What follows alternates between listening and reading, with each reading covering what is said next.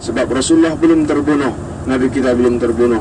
Dia kembali mendatangi orang-orang Quraisy, pemimpin-pemimpin kafir Quraisy. Wahai pemimpin-pemimpin kafir Quraisy, sesungguhnya Muhammad belum keluar daripada Makkah Al-Mukarramah ini. Sesungguhnya Muhammad masih bersembunyi, yaitu di Gua Thur, kata Iblis laknatullah kepada orang-orang Quraisy ini. Akhirnya orang-orang Quraisy ini pun berlarian ke atas bukit tersebut. Sebelum mereka sampai, di saat itulah Abu Bakar dah mendengar, yaitu macam langkah orang yang nak naik di saat itu. Jadi Abu Bakar mengatakan, ya Rasulullah, sesungguhnya orang Quraisy mengetahui keberadaan kita dekat sini, kata Abu Bakar. Di saat itulah Rasulullah mengatakan, la takhaf wa la tahzan, innallaha ma'ana, kata Rasulullah. Jangan engkau takut, jangan engkau risau, sesungguhnya Allah bersama kita, kata Rasulullah. Kemudian sebelum mereka sampai dekat atas,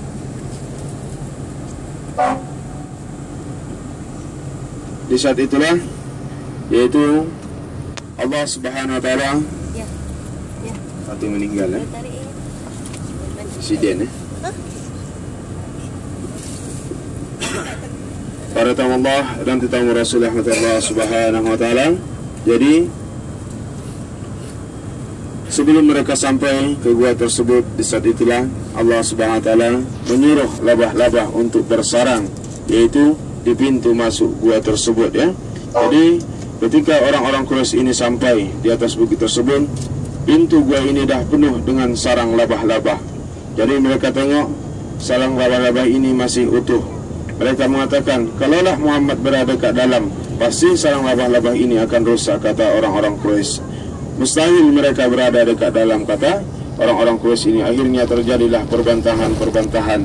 Akhirnya mereka memutuskan untuk turun, yaitu kembali ke Makkah Al-Mukarramah.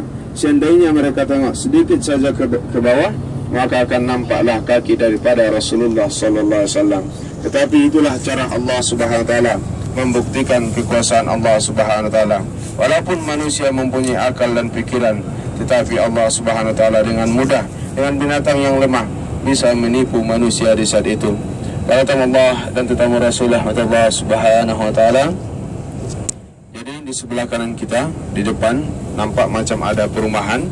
Ini biasanya adalah kebanyakan imam-imam Masjidil Haram, mereka tinggal di kawasan ini, ya.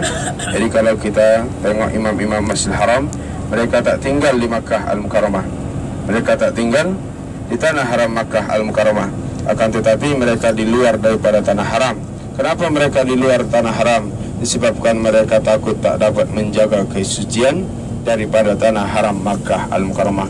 Jadi kalau mereka nak beribadah, barulah mereka ke tanah haram Makkah Al-Mukarramah, ya. Jadi semuanya kebanyakan di luar daripada tanah haram Makkah Al-Mukarramah, demi menjaga kesucian daripada tanah haram Makkah Al-Mukarramah ini. Para tamu Allah dan tetamu Rasulullah Subhanahu wa taala.